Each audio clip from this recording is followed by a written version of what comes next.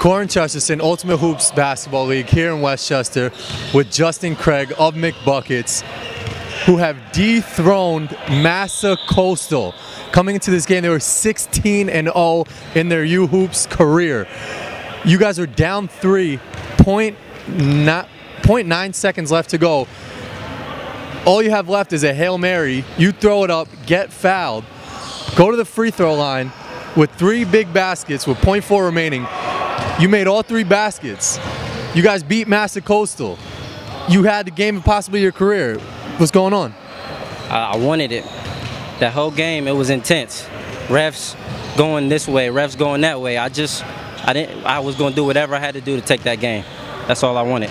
You played awesome. You really carried your team tonight with threes, driving to the basket, getting your teammates involved. I saw you got a little frustrated with the referees at some point, but how'd you keep clear and stay focused to pull your team through? I just try to use my anger through my game, show it through my game, and not really let it affect me mentally. That's all I did. Talk about overtime a little bit. You guys just pulled away, 10-point victory. Started off with a bang, ended with a 10-0 run, something like that. What was overtime like?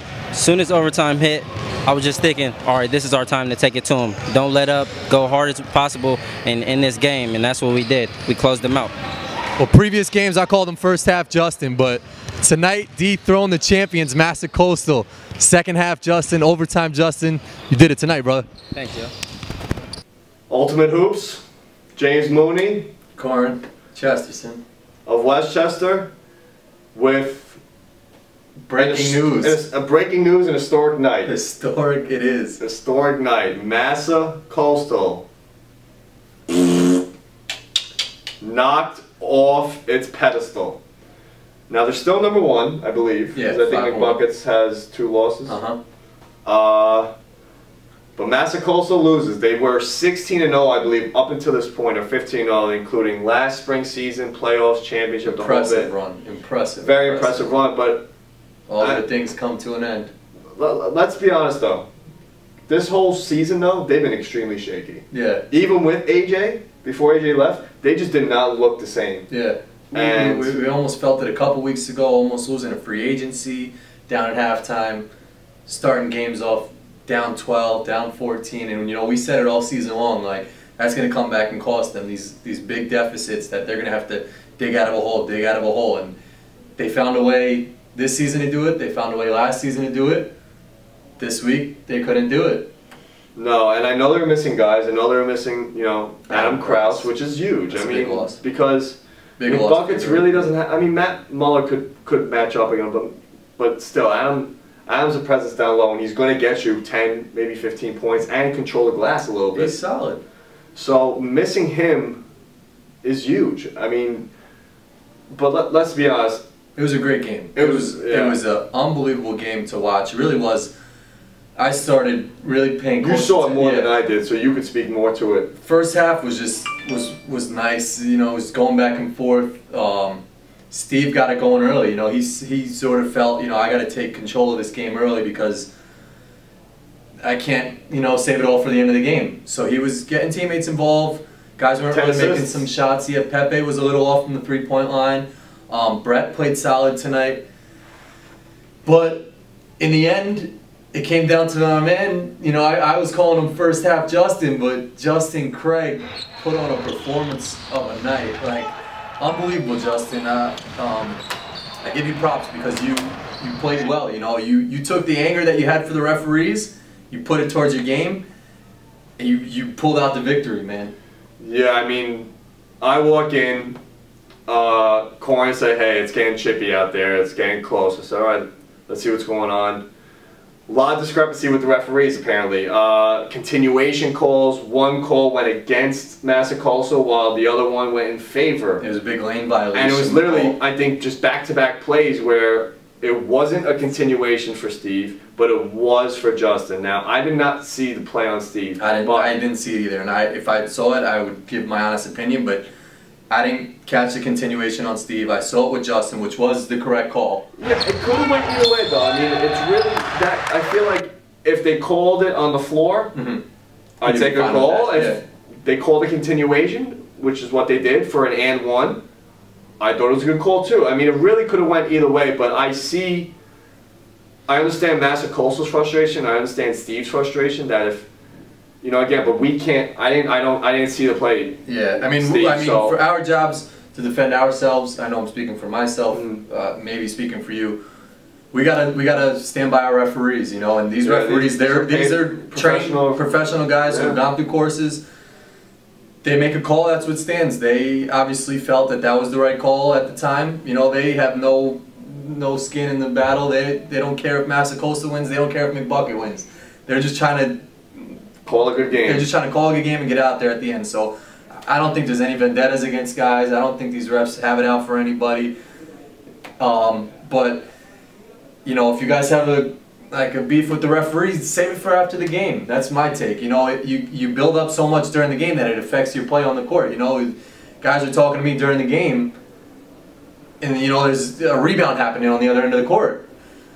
But there's other questionable calls that happened in that game that we could talk about too. I know Massa Coastal up 2 with Steve at the free throw line with one more. Well, this isn't a call. This is just game planning. This strategy. is game planning. I mean, I'm the Zen master. I'm telling Steve, 0.9 seconds. 0.9 seconds. Miss the free throw. No, they were up 2. They were up 2 at that point. They were up 2 because he made the 3rd free throw. No, but he was shooting 2, I believe. Yeah, he made his first. 1, put him up 2, and then he decided, made the 3rd. He decided to make the with 3rd. 0.9 seconds. My opinion, you missed the 3rd free. You missed your next free throw. I agree. By the time McBuckets has a chance to get a rebound with 0.9 seconds, you don't. It's a full court shot. You don't even have enough time to do all that. Now they'll say you won't have enough time to pass it in and take 2 dribbles. Well, no. Here's what it is. Well, we got footage. Check the footage. He took 1 dribble, so we'll show you over and over that play. We have slow motion footage of Justin's foul at the end of the game. There is time on the clock. He was fouled. 1 dribble. Now the big question. There's a lot of discrepancies. Here's number 1. Well, back to what you said, Corn. They should have missed a free throw. Okay, they didn't. Fine. Now, it's like, all right, play behind everyone. Let them catch the ball going towards your basket. Justin caught in stride. 1 dribble turn heaves.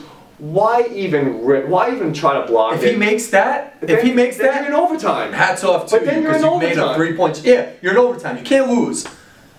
And if he makes a 3/4 shot like that, all the credit in the world to him because he deserves to go to overtime for making that shot. Why even be near the guy? Yeah, I mean that's my point. I mean, it was a lot. Put the referees aside.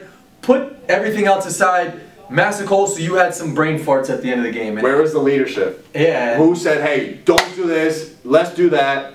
I think you guys were really frustrated with the referees, and it got to them. It prevented you from game planning. And I'll tell you, Justin was fed up with the referees too. He came over to me and said, "Come on, man, what's going on?"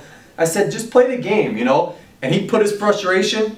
He put it towards the game, you know. Yeah. And he had his teammates screaming at him, but they found a way to rally together and pass the ball, swing the ball. We've seen them in other games where they, in the championship game last year, they had a chance to seal the game, pull the ball back out, not shoot the ball. Justin shoots a 3-pointer. Yeah. That ultimately they lose the game.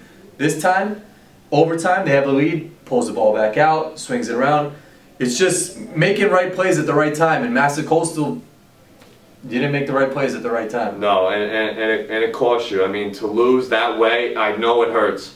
You know, you could put a lot of blame on the referees, but at the same time, though, you guys put yourself in a situation where you're up 2 with 0.9 seconds left. For you guys to lose or to even let the game go into overtime the way you did, there's no excuse for it, honestly. And hey, look at it this way. I don't care what the referees did. At that point, the game was in your hands. You had control of that your game. fate. Yeah. But here's the thing. It's 1 loss. Massa Coastal is still in 1st place. Maybe it's a blessing in disguise for you guys. You know, maybe you regroup, retool, tell Krause to get his butt here, and figure it out. You know, maybe a loss isn't always a bad thing, but Massa Coastal tonight, it was inevitable. I mean, again, bound to happen. You guys weren't playing great. We almost. I mean, Steve still had 41 points. Steve still had 41, but Justin had 39. Yeah. And it was a really exciting game. First overtime game here. I know. I'm asking Mooney, what the hell do we do in overtime? How much time? Yeah. When does the clock stop? But exciting game. McBuckets pulled it out. Awesome win. You guys rallied back. Massa Cole still showed they have, you know, they're beatable. Yeah. And we'll see, you know, maybe that happens in the playoff time. Maybe they crumble again. Bombers look good tonight. I'll just shout out because that's my team. Tim Munch, you're my boy. Bombers did. Kirk lit it up. Kirk lit it up, man. Besides what we expect him to do. Kirk, I'm always behind you, buddy. Keep shooting. So, there you have it, you hoops. Next time, dap me up when you see me, man. You keep getting me. Well, apparently Tim likes me more than you now, so Tim's we're going to get on a workout, serious workout. We got like a love-hate South Beach diet, the whole thing. He ready. hates me, I love him. We still need Tim and Corn to have a upside down handstand push-up contest. We might have that come playoff time at half court. Munch, you don't want it, kid. But it's, you know, it was exciting to see. I mean, I like seeing the top team go down. I love seeing the underdog come through. And I wasn't even talking junk tonight either. I was in there with the camera filming away. But now the question is, does Massa go back up, or do they start? Yeah, let's see how you respond from this, Massa Cole, because people are starting to figure you guys out. Steve, you're still an unbelievable player. I'll give you all your props in the world. But maybe guys are figuring you out, maybe figuring out other guys' games on your team. And a big shout out to Steve Sawaka. You've been working your butt off. I know you're training for a charity event where you're running up a 33% incline 100 times. Wow. I wish you nothing but the best of luck, man. Good luck. It's great to do charity work. I'm glad that our Ultimate Hoops players are doing stuff like that. So, awesome job to you, Steve. Best of luck, man. Stay safe, stay strong. And that's pretty much it. Corn, any last words? No, good games this week, man. Yeah, we only got about 3 more weeks left of the season, so it's going to be a tight race. We might even have to go from 4 teams to possibly 6 or 8. We'll see. For playoffs? Yeah, we'll see. Me and Corn will have to discuss it. Dubset is straight garbage. That's for another video. Dubset's garbage. So, stay tuned. Me and Corn will talk about scheduling and all that stuff. Because again, we got to get all those games in before everyone goes back to school. So AJ helping Pippin. Ultimate Hoops, James. Peace. Later.